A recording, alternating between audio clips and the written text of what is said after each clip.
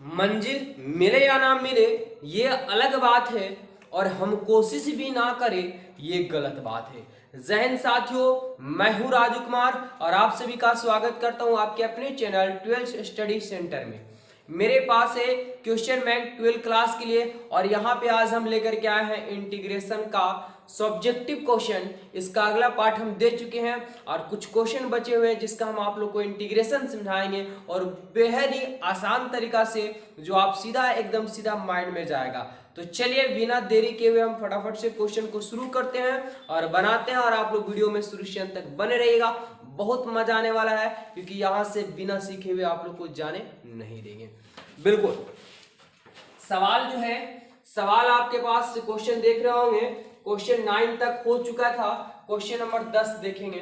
ठीक है, सवाल क्या है कि समाकलन करें, समाकलन करें, समाकलन करें यानी इसको इंग्लिश में इंटीग्रेशन बोला जाता है। ठीक है, इंटीग्रेशन बोला जाता है। क्वेश्चन है कि sine square x into cos square x into D x.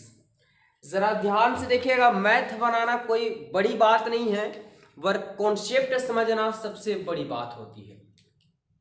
यहाँ पे आपको इंटीग्रेशन दिया हुआ साइन स्क्वायर और कोस स्क्वायर का, हम आप लोग कॉन्सेप्ट समझाए हैं कि त्रिकोणमितीय पंक्तियां 6 होते हैं जिसमें सेक स्क्वायर और कोसेक स्क्वायर का ओनली स्क्वायर में इंटीग्रेशन बनता है।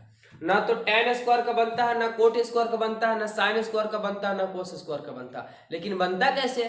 बिल्कुल कोई ना कोई रास्ता होता ही है, हर समस्या का समाधान होता है। उसी प्रकार से हर चीजों का समाधान है। यहाँ पे आप देख रहे हैं कि साइन स्क्वायर है और ये क्या दिया हुआ, कोस स्क्वायर दिया हुआ। तो क्या इसका बनेगा? बिल्कुल बनेगा, घबराइए नहीं। स्क्वायर में है तो कोई दिक्कत नहीं है। देखिए कैसे इसको बनाएंगे। अगर साइन स्क्वायर लेट मानेंगे तो कोस स्क्वायर कभी नहीं आएगा, कोस स्क्वायर लेट मानेंगे तो साइन स्क्वायर कभी नहीं आएगा, क्योंकि स्क्वायर में साइन स्क्वायर और कोस स्क्वायर का नहीं बनता है साथियों। अब क्या करेंगे? तो साइन स्क्वायर का अगर फॉर्मूला भी देते हैं तो 1 माइनस कोस स्क्वायर हो जाएगा, फिर भी कोस स्क्वायर में रह जाएगा। स्क्वायर में हमें integration sine square cos square में नहीं बनता है। तो एक उपाय आप लोग लगा सकते हैं कि जब साइन और कोस मिल रहा हो तो साइन इंटू कोस एक्स लिख दिए। फिर से हम क्या लिख देंगे, एक और लिख सकते हैं sign x into cos x. और एक आप फॉर्मूला पढ़े हैं कि साइन एक्स साइन 2x का फॉर्मूला होता है साथियों, साइन 2x का फॉर्मूला होता है क्या, 2 sine x into cos x.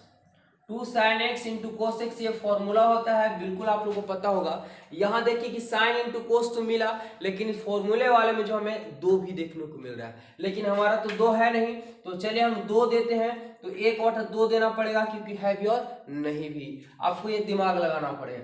2 देंगे यहाँ भी तो एक और 2 देना पड़ेगा, 2 से 2 कट जाएगा, या 2 से 2 कट जाएगा, है भी और नहीं भी। चलिए 1/4 हो गया। 2 sine x into cos x, 2 sine x into cos x, sine 2x होता है यानी साइन 2x कर दिए, इसका भी हमारे पास साइन 2x हो गया, होल dx का dx। 1/4 का 4 कर दिए। जरा देखिए कि साइन गुने साइन होगा, सेम है, तो साइन स्क्वायर ये थीटा के स्थान पे हमारे पास 2x आ रहा है, तो 2x ये रहेगा ही रहेगा। 1/4 का 4 हो गया। अच्छा, साइन स्क्वायर इतना हटाने के बाद भी स्क्वायर आ गया, यानी साइन स्क्वायर थिएटर है। अरे कहना क्या चाहते हो? ठीक है, चला आ रहा है बार बार, तो आप लोग पढ़े होंगे साइन स्क्वायर 2x का फॉर्मूला होता है साथियों, क्या होता है कि 1 माइनस कोस 2x बटा 2 होता है। ये फॉर्मूला होता है, साइन स्क्वायर x का फॉर्मूला होता है। ठीक है, ये 12 क्लास का फॉर्मूला है, और एक फॉर्मूला आप 10 क्लास का पढ़े होंगे 1 माइनस कोस स्क्वायर। तो हमें 1 माइनस कोस स्क्वायर वाला नहीं लगाना है, क्यों? क्योंकि फिर से स्क्वायर में आ जाएगा। तो हमारे पास फॉर्मूला साइन स्क्वायर इसका क्या होता है कि 1 माइनस कोस 2x बटा 2। चलिए इसी को देते हैं 1 माइनस कोस 2x, 2 और x, तो x के स्थान पे हमारा पहले से आ रहा थीटा 2x, तो 2x बैठा देंगे, बट्टा में क्या 2, होल dx हो गया। अच्छा, 4 गुना क्या होगा 8, बाहर कर दिए, 1 का 1 कोस का कोस, और 2 गुने 2 करेंगे तो 4x हो जाएगा। ठीक है, बहुत ही सिंपल है। अब जरा देखिए कि इंटीग्रेशन है जो अलग अलग है यानी स्वतंत्र है, और बिना स्क्वायर में, तो हमारा इंटीग्रेशन बन जाएगा। 1/8 का 8 कर दिए, इंटीग्रेशन का चिन्ह हटाएंगे, बड़ी कोष्ठ लगाएंगे। आपको अगर थीटा रहेगा तो थीटा के सापेक्ष तोड़ना है, x है तो x के सापेक्ष तोड़ना है। ठीक है, तो 1 है तो 1 का इंटीग्रेशन पता होगा कि 1 से इंटीग्रेशन इंक्रीज मतलब क्या था, बढ़ना, तो इंटीग्रेशन में बढ़ जाता है।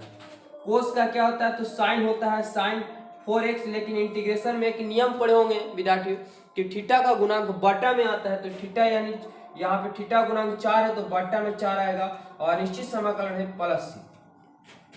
चलिए 8 से गुना कर दिए तो x बटा 8 हो जाएगा और माइनस साइन 4 का साइन 4 से 8 चौका 32 यानी 1 और 32 हो जाएगा और प्लस c का c, यही आपका आंसर हो गया। तो उम्मीद करते हैं बहुत ही आसान तरीके से आप लोग को ये समझ में आया होगा। तो चलिए बने रहेंगे वीडियो में विद्यार्थी, है ना, अंत तक बने रहे वीडियो में, देखिए ना टोटल समझा करके आप लोग हो जाएंगे। तो इसको जिन्हें जरूरत है स्क्रीनशॉट ले लें। हम चलते हैं अगले सवाल की ओर और देखिए अगला सवाल भी बड़ा लाजवाब तरीका से बनने वाला है। एक भी सवाल आपको ऐसा नहीं होगा जो समझ में नहीं आएगा समझाने के बाद, अगर आपको इंटीग्रेशन का कॉन्सेप्ट रूल नियम पता होगा तो। क्वेश्चन नंबर 10 हो गया हमारे पास, क्वेश्चन नंबर 11 है और बड़ा ही लाजवाब सवाल है। दिया हुआ है कि ex into cos x into D x, इसका भी वही हिंदी है समाकलन करें। चलिए अभी हम क्या इसके पहले बता गए कि मैथ बनाना कोई बड़ी बात नहीं है, कॉन्सेप्ट समझना बड़ी बात है। कॉन्सेप्ट समझ गए, मैथ समझ गए, समझे।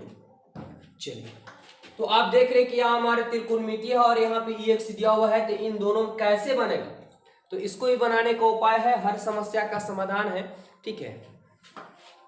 तो अगर कोस लेट मानेंगे तो x कभी नहीं आएगा, x लेट मानेंगे तो कोस नहीं आएगा, तब बनेगा कैसे आएगा। और हमारा गुना में दिया हुआ तो इंटीग्रेशन स्वतंत्र रूप का बनता है। इसके लिए एक उपाय है कि जब एक दूसरे का अपोजिट हो, मतलब एक त्रिकोणमितीय से तो वो पदी रूप से हो गया, ex हो गया, या log से रिलेटिव रहे, एक दूसरे के विपरीत अलग रहे, एकदम पूर्ण रूप से रहे, तो ऐसी स्थिति के लिए दिया गया है कॉन्सेप्ट ILATE, आइलेट के अनुसार बनता है। हम यहाँ पे थोड़ा सा आप लोग चंद शब्दों में समझाते हैं। I मतलब इनवर्स होता है, जैसे sine inverse x, cos inverse x etc, ठीक है, टोटल चलाएगा। L मतलब log x log y जो भी आएंगे रिलेटिव, log से रिलेटिव। A मतलब algebra A B C D total आ जाएगा, ठीक है, अंक 2 1 2 3 भी टोटल आ जाएंगे। T मतलब ट्रिगो, जैसे sine theta cos theta tan theta जितने भी आएंगे। E मतलब ex ey, ठीक है। तो इस रूप में हमारा आइलेट के अनुसार हो जाता है कि जब भी अलग अलग रूप, जैसे कोई त्रिकोणमितीय है वो इनवर्स आ गया, या ट्रिगो या एक्स मिल गया, या अलजेब्रा है वो लॉग मिल गया, तब ऐसी स्थिति में लॉग का इस्तेमाल किया जाता है। ऊपर से जो चलते हैं, जो पहले मिलेगा उसको u और जो बाद में मिलेगा उसको v मानते हैं, ठीक है। जैसे u इंटू v, अगर गुना में रहे u इंटू v तो कैसे बनेगा इसका, तो इंटीग्रेशन का फॉर्मूला जो आपको याद रखना पड़ेगा कि जो पहले मिलता है उसको बाहर किया जाता है, बाद वाले का इंटीग्रेशन तोड़ा जाता है, माइनस का चिन्ह, जो बाहर था उसको डीसी तोड़ा जाता है और जिसका इंटीग्रेशन था उसी का इंटीग्रेशन तोड़ा जाता है, ठीक है, और हॉल क्या तो डीएक्स लिखा जाता है। ये आपका इंटीग्रेशन का फॉर्मूला हुआ है आइलेट का, है ना। इंटीग्रेशन ये जो आइलेट के अनुसार बनता है उसका टोटल कॉन्सेप्ट दिए है। चलिए देखिए यहाँ पे कैसे बनेगा, आइलेट से बना रहे हैं तो आइलेट मान लेंगे हम, ठीक है। ex इंटू क्या दिया हुआ कोस x इंटू डी एक्स। यहाँ पे साथियों कि इसमें u किसको माने v किसको माने, बड़ा कंफ्यूजन हो रहा होगा। चलिए कोई दिक्कत नहीं, जब मेरे साथ है तो आप लोग जरा सा भी टेंशन मत लीजिए। देखिए ऊपर से चलते हैं तो इनवर्स नहीं है, लॉग भी नहीं है, अलजेब्रा भी नहीं है, sine theta into cos theta. देखिए आपको थीटा से रिलेटिव मिल गया, यानी पहले हमारा त्रिकोणमिति मिला, फिर लास्ट में x है, यानी हमारे पहले त्रिकोणमिति मिला तो हमारे पास u हो गया, और ये बाद मिला तो इसको v मान लेंगे, ठीक है। अब समझ में आ गया। चलिए अब आइलेट के अनुसार चलेंगे, जो मिला उसको हम क्या करते हैं बाहर, जो है ना दूसरे के इंटीग्रेशन तोड़ेंगे, माइनस का चिन्ह जो बाहर था उसका डीसी, तो डी बटा डी एस कर देंगे, ठीक है। कितना का डीसी चाहिए, तो जो बाहर था उसका डीसी तोड़ देंगे, जिसका इंटीग्रेशन था उसी का इंटीग्रेशन तोड़ देंगे, का होल डीएक्स कर देंगे, ठीक है। फॉर्मूला भी दे दिए, कॉन्सेप्ट भी दे दिए, टोटल चीज आपको मिला है, और क्या चाहिए। कोस का कोस ex अपवाद होता है, ex का डीसी भी और ex का इंटीग्रेशन भी वही होता है, तो ex का ex ही आपका हो जाएगा। अगर थीटा में गुणांक में कुछ रहता तो बट्टा में चला आता है। अच्छा ये आपके इंटीग्रेशन का चिन्ह रहेगा, क्योंकि पहले छोटी कोस का क्रिया करेंगे तो कोस का डीसी माइनस साइन होता है, तो माइनस साइन कर दिए। अच्छा इंटीग्रेशन है, ex का इंटीग्रेशन भी ex होता है और होल dx। यहाँ पे देख रहे हैं कि माइनस माइनस क्या होगा प्लस, तो डायरेक्ट हम करते हैं कि कोस का डीसी माइनस है तो माइनस माइनस क्या प्लस कर देते हैं। क्या कर सकते हैं, बिल्कुल कर सकते हैं। चलिए अब देखिए कि ex इंटू कोस एक्स हो गया, लेकिन ये क्या बोला है कि हम तो भगाए इंटीग्रेशन को चिन्ह हटाने के लिए, लेकिन ये भागा नहीं, क्यों, क्योंकि इंटीग्रेशन 3 से आ गया। इंटीग्रेशन आया तो आया, साथ में त्रिकोणमितियों को भी लेके आया और EX को भी लेकर के आया, मतलब क्वेश्चन ही फिर से बन चुका। तो कैसे भाएगा? तो क्या करेंगे ऐसी स्थिति में, एक बड़ी कोष्ठ लगाएंगे और फिर से अनुसार चलेंगे, तो फिर से पहले त्रिकोणमिति मिलेगा और फिर से हमारे पास क्या मिलेगा, EX मिलेगा। तो U मिलेगा पहले, V मिलेगा बाद में। तो फिर से फॉर्मूला देंगे कि जो मिला उसको बाहर, दूसरे का इंटीग्रेशन, ठीक है, माइनस का चिन्ह जो बाहर था उसका DC, जिसका इंटीग्रेशन था उसी का इंटीग्रेशन का होल dx। यही पढ़े ना। चलिए देखिए, EX का x, cos x का cos x, प्लस का चिन्ह, साइन का साइन आपके पास हो गया, EX का आपका पास EX हो जाता है, ठीक है, माइनस का चिन्ह, साइन का DC cos x होता है और EX का इंटीग्रेशन EX होता है और dx का dx हो जाता है ना विद्यार्थी। तो देखिए I का हो गया हमारे पास, अब EX का EX इंटू cos x का cos x और प्लस साइन x का साइन x और EX का EX, लेकिन फिर से क्या आ गया कि फिर से वही आ गया, क्वेश्चन आ गया। मतलब इससे तो हम तंग हो गए, हम भगाने का प्रयास कर रहे लेकिन ये थिएटर है, बार बार चला रहा।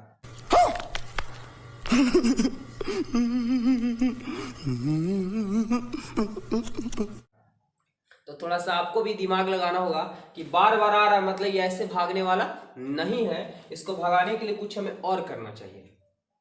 तो नजर दौड़ाए तो क्या क्वेश्चन वही है कि EX into cos x, EX into cos x into dx, बिल्कुल वही है।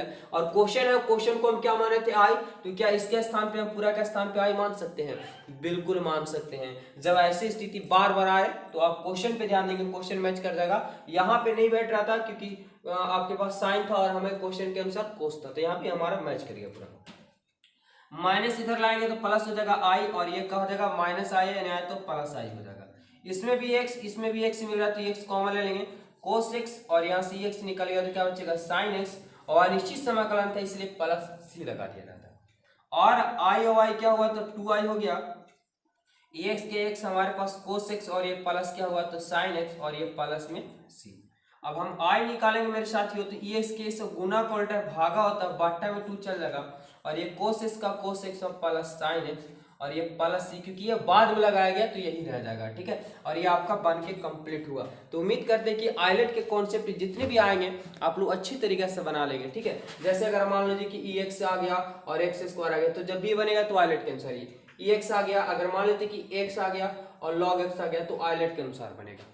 तो इसमें जो भी अगर आपस में फेंट दिया जाए, ठीक है, तो समझ जाइए कि आप लोग आइलेट के अनुसार बनाएंगे। जब कोई चारा या एक दूसरे को लेट मानने से नहीं आए तब ये विधि करना है। तो चलिए अगले सवाल की ओर, इसको जिनको चाहिए स्क्रीनशॉट मार लेंगे। और अगर आप लोग चैनल में पहली बार है विजिट कर रहे हैं तो चैनल को जरूर सब्सक्राइब कर लीजिए, क्योंकि यहाँ पे एक से एक आपको कॉन्सेप्ट देखने को मिलने वाला है, बेहद ही खास, और साथ में ऑब्जेक्टिव को भी क्लियर करेंगे विद्यार्थी। बस आप लोग का प्यारा सा कमेंट, प्यार दुलार चाहिए। और सवाल है अगला हमारे पास, देखिए क्वेश्चन नंबर 12 दिया हुआ है, एक्स स्क्वायर और EX के पावर 3 इंटू dx। देखिए अब विद्यार्थी तुरंत कंफ्यूज हो जाएंगे कि सर अभी तो बताएं कि आप आइलेट से बनेगा, लेकिन देखिए ना, हम एक कॉन्सेप्ट, हम आप लोग क्या समझाते हैं, कॉन्सेप्ट समझाते हैं। कॉन्सेप्ट समझ गए, मैथ समझ गए। कॉन्सेप्ट सबसे बड़ी बात होती है, बनाने के लिए सोल्व तो कोई भी सोल्व कर लेगा, लेकिन अगर आप कॉन्सेप्ट समझ जाते हैं तो आप मैथ का जड़ पकड़ लेते हैं, ठीक है। तो चलिए इस कॉन्सेप्ट को हम समझते हैं। देखिए हमारे पास EX तो दिया हुआ, लेकिन EX दिया हुआ नहीं, हमारे पास थीटा बिगड़ा हुआ है। और इंटीग्रेशन में खास बात यह है कि जब भी इंटीग्रेशन में आपको थीटा बिगड़ा हुआ देखने को मिले तो सब उसी को पहले सुधारिए, यानी उसी को थीटा को ही लेट मानिए, आपका आंसर आ जाएगा। सिंपल सी बात। तो क्या अगर हम x³ को लेट मान लेते हैं तो क्या हमारे पास x स्क्वायर DC आ जाएगा? बिल्कुल आ जाएगा, क्योंकि पावर आ गया था, पावर में से घट जाता, आप लोग पढ़े होंगे। तो जब किसी का थीटा बिगड़ा हुआ है तो हम सबसे पहले उसी पे ध्यान दिया कीजिए। तो लेट यहाँ पे हमारे मानने से आ जा रही, इसलिए आइलेट के अनुसार ये नहीं बनेगा। तो EX नहीं लेट मानेंगे, सिर्फ x के पावर 10, क्योंकि थीटा इसका बिगड़ा हुआ है, EX होना चाहिए था, और यहाँ दिया हुआ x के पावर 3, मतलब थीटा बिगड़ा हुआ है इसका, तो थीटा ही लेट मानेंगे। तो x³ बराबर हम क्या मान लेंगे, क्या लिखेंगे, DC with respect to x on both side. कहने का मतलब हुआ कि दोनों पक्षों में x के सापेक्ष अवकलज करने पर, ठीक है।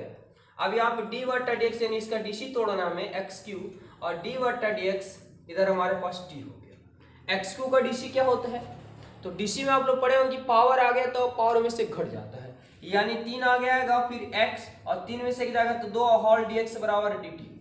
हमें यहाँ से ds का मान निकालेंगे तो dx निकालेंगे तो dt और गुना का उल्टा भागा होता है, यानी 3x² चला आएगा। अब चलेंगे प्रश्न से। प्रश्न हमारा क्या दिया हुआ है, तो x² दिया हुआ e(x के पावर 3 × dx दिया हुआ। बड़ा सिंपल तरीके से बनेगा साथियों, देखिए ना कैसे। x² का x² e का e और xq है, और xq को हम क्या मान चुके हैं, तो t मान चुके हैं, तो et कर देंगे। लेकिन यहाँ पे आप dx देख रहे हैं और ds का मान हम निकाल के ला चुके हैं, क्या कि dt और बटा 3x²। x² से x² कट गया, 3 बच गया, तो 3 अंक में आ जाएगा गिनती, इसलिए हम बाहर कर देंगे। ऊपर हमारे पास e बचा है और t बचा है, और इधर हमारे पास dt बचा है। अब et जो होता है, अभी जस्ट बता गए कि इंटीग्रेशन जो होता है ex का यानी et का, वही रह जाता है।